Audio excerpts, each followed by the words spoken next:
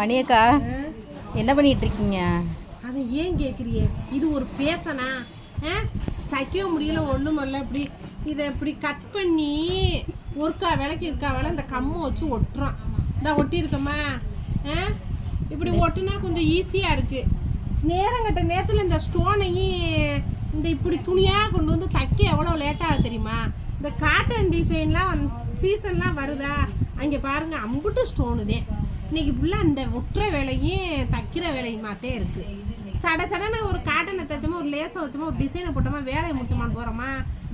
அம்புட்டு இந்த சேலை தான். இந்த சேலை ஒரு டிசைனை கண்டுக்கிட்டாங்க மக்கள். இது தைக்க எவ்வளோ சிரமமாக இருக்குது தெரியுமா? இந்த கரைதான் கைக்கு வேணுமா, புதுசாக கொண்டு வராங்க. இப்போ இதானக்கா மாடலாக இருக்குது. அதனால இருக்குது. 2 ஒட்டின 3வது ஈஸியாகத்தே இருக்குது. என்ன செய்யணும்னா, இந்த இருக்குது பார்த்தீங்களா, இந்த பக்கமாக கம்மை வச்சு அப்பிட்டோம். சரியா? அப்பிட்டு இந்த நல்லா நேக்காக பார்த்து இந்த மாதிரி வச்சுட்டு இந்த துணி ஒன்று வச்சுக்கோங்க. அப்படி பிசுடு இல்லாமல் இப்படி அமுக்கிட்டேன்னு வச்சுக்கோங்களேன். இந்த பக்கம் ஒட்டி இருக்கேன், காமிக்கிறேன். இதாக இருக்கு பாருங்க. இதா நல்லா ஒட்டி இருக்கா? இங்கிட்டு பாருங்க, இதை ஒட்டதான் செஞ்சுருக்கோம். சரியா?